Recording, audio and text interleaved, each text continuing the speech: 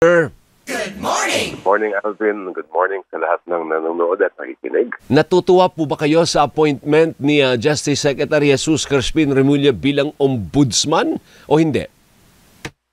Well, a choice ng Pangulo yan. Ang kailangan lang ay talagang kung sino man na maupo dyan, gagawin niya yung tungkulin niya bilang ombudsman. Dahil sa nakita natin nung nakaraang mga umupo ay tila nakakalimutan yata nila kung anong dapat gagawin pag ikaw ay ombudsman. Ano nga ba, yaman din lang na nandiyan ka na, attorney. Siyempre, ba't ikang abogado din si Congressman Chel, ano po? Ano nga po ba ang trabaho ng ombudsman? Ay, unang-una, babantayan niya dapat ang korupsyon. Dapat sa kanyang pag-upo sa bilang ombudsman, hindi mangyayari itong mga flood control project na kabilyon-bilyon ang nawawala sa pera ng bayan. At pangalawa, kailangan niyang bantayan din yung mga proseso sa ating pamahalaan para maayos ang paglilingkod sa ordinaryong mamamayan. So para taga-bantay siya at akong, para siyang chief graft buster, yun ang papel niya. Yes, in fact, pati sa Sandigan Bayan, sila ang ombudsman ang nagpo-prosecute ng mga ill-gotten wealth at mga graft and corruption cases. Opo. So, magandang choice ba si Remulla bilang ombudsman? What do you think of the choice of the President? Well, makikita natin yan sa mga darating na buwan at taon. Ang maganda yung narinig kong balita na yung luluwagin na niya yung mga rules sa SALN. Dahil ako, matagal na akong nananawagan dyan na dapat ibuksan ang SALN at bigyan ng access ang lahat ng mamamayang Pilipino. Dahil yung pag-upo ng isang opisyal, hindi naman niya pagmamay-ari yung pwesto niya. Yun ay galing sa ating lahat. Kaya dapat maging transparent ang lahat na opisyal natin. So hindi uubra, Kong Chel, yung sinasabi ng mga mambabata sa mga opisyal na hindi, baka makidnap ako o hindi baka maharas yung pamilya ko dahil ilalagay lahat doon ng mga ari-arian ko at yung mga yaman ko at mga properties ko. Hindi uubra yun. Hindi dahilan yun para hindi gawing transparent at public yung record na yun. Hindi po uubra yan, Alvin. At kung ang takot nila ay malaman halimbawa yung sensitive personal information nila, yan naman ay protektado ng data privacy law. So, yung mga halimbawa kung personal residence ng isang opisyal, pwede naman i-redact yun. Ang kailangan makita ng mamamayang Pilipino ay ano yung kanyang ari-arian, ano yung mga assets niya, ano yung mga liabilities niya. At lalo na ngayon, yung ano yung mga business interest niya. Dahil siyempre ayaw natin ng mga halimbawa, mga mambabatas na yung palang negosyo nila ay nasasakop din sa kanilang pamamahala bilang mambabata. So, kaya sa Executive Department, yung nakita natin sa Commission on Audit na may mga conflict of interest pala, ay hindi dapat ganon. Opo. So, ano po ang hamon natin kay Ombudsman, hindi pa pala, sa Friday pa ata siya magiging Ombudsman, ano po? Sa incoming Ombudsman Remulla, yan ba dapat ang unang-una niyang utos, ilabas lahat ng SALN ng mga politiko? Yes, ilabas ang lahat ng SALN. At pangalawa, tingnan niya yung waiver of bank secrecy. Dahil doon tayo talaga magkakaalaman kung meron silang tinatagong ninakaw na pera o wala. Actually, isa pa yan, Attorney Chel. Siyempre, nagtatago po sila sa bank secrecy law. Kung kahit anong gawin mo dyan, mahihirapan kang bulat-latin kung ordinaryong mamamayan ka lang. Kahit media nga, nahihirapan dyan, Congressman So yun, kaya nga kailangan natin ng unang-una, voluntary waiver ng bank secrecy sa lahat ng mga opisyal. At dapat manggaling sa mga matataas na opisyal yan para sila ang magiging modelo ng lahat. At pangalawa, pang long term, ay kailangan balikan natin yung batas mismo at amendahan natin yan. Okay. Ngayon, punta po tayo doon sa Akbayan, yung grupo po ninyo, ano po? Do you also believe na parang nagsimula na ang pagtira kay Senator Risa Hontiveros dahil potentially she can be a candidate for president in the 2028 elections? Kumaga, nandito na ang lahat ng demolition job laban kay Senator Hontiveros. Nakakalungkot, nakakabahala at nakakagalit yung ginagawa nila kay Sen. Risa. alam naman natin na sa lahat ng mga nakaupo ngayon sa Senado, one of the best and the cleanest senator ay si Senator Risa Ontiveros. Kaya anyway, ako, feeling ko naman, sige, kahit ano naman nilang gawin, di naman nila masisira ang napakagandang reputasyon ni Senadora Risa. Ganun pa man, ay kailangan rin natin bantayan at sana panawagan din ito sa lahat na nakikinig na huwag po tayong madala dyan sa mga demolition job po na yan. Dahil alam naman natin na konektado yan sa politika sa darating na halalan sa 2028. Pero hindi pa nga formal na nagdideklara itong Ali. Natatakbo siya sa 2028 and yet siya ang target ngayon, Kong.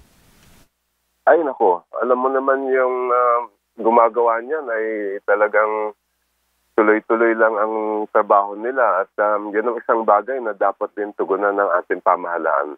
Itong issue ng mga paid na mga trolls na talagang ginagamit nila ang internet hindi para sa magandang mga gawain kundi para manira ng mga tao, lalong-lalo na yung malilinis na mga opisyal natin. I wonder though kung bakit tila tumahimik si Senator Ontiveros in explaining yung amendment at saka yung insertion. Kasi ang akusasyon sa kanya, meron ka rin naman palang insertion. Meron ka rin naman palang amendment. Ano po? Sa palagay mo ba dapat pinapaliwanag din po ni Senator Risa kung ano ba talaga ang nangyari? Bakit may ganun? O in the course of being a senator or being a legislator, talagang parte ng trabaho mo ang amendment. Kaya lang nabahiran lang dahil yung salitang insertion nga, naging negatibo ang connotation. Totoo yun. Yung amendment kasi, yan yung kinikilalang konseptong legal.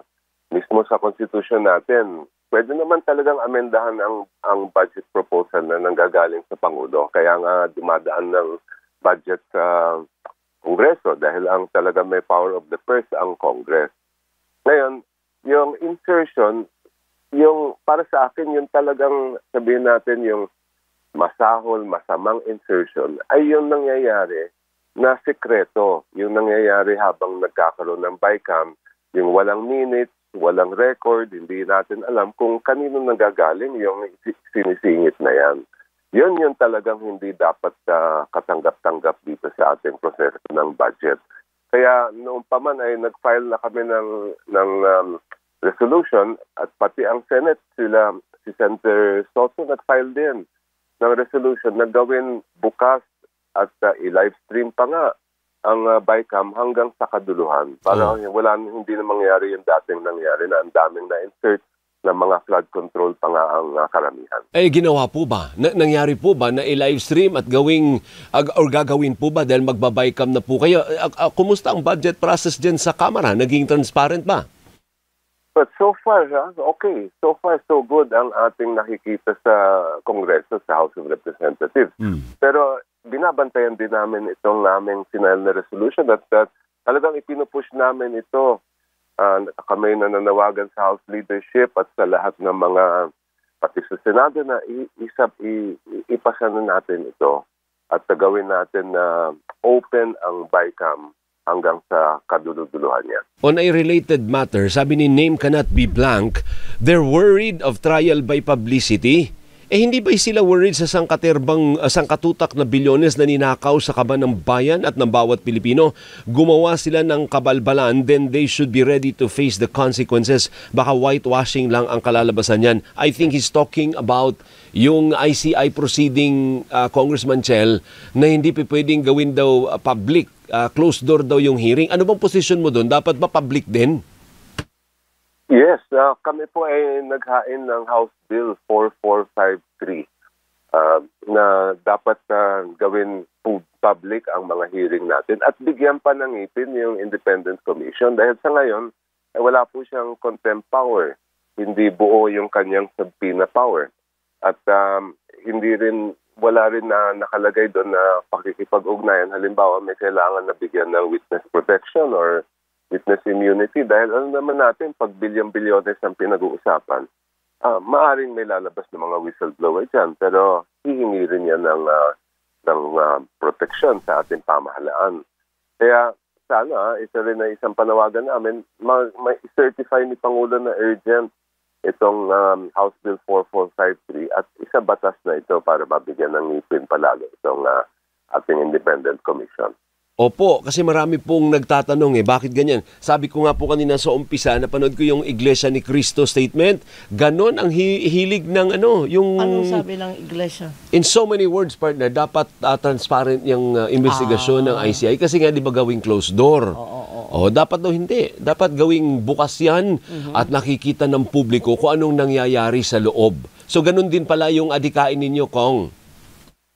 Yes, oo. I-public natin ang mga hearings ng Independent Commission. Okay, ngayon, one last.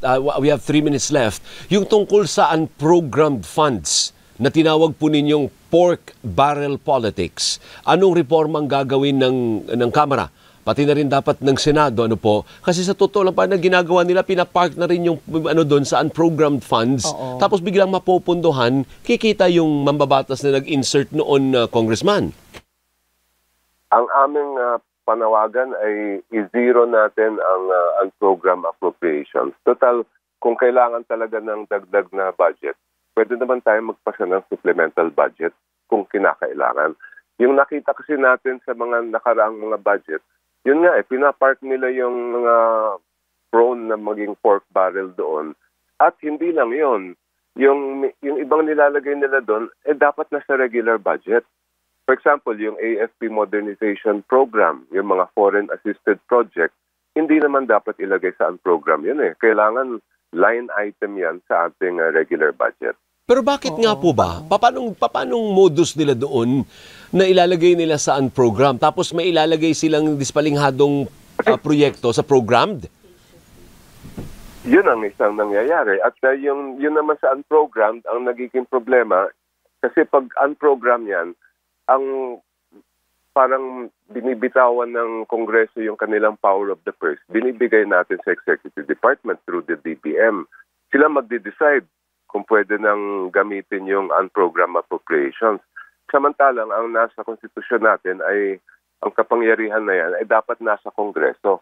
Kaya sinasabi nga namin na itong mga bagay na ito, lalong-lalo na yung mga big ticket item, ay dapat nasa regular budget para ma-check din namin sa Kongreso kung tama ba ito, sapat ba itong nilalagay nilang pondo, pupunta ba ito sa tamang dapat puntahan.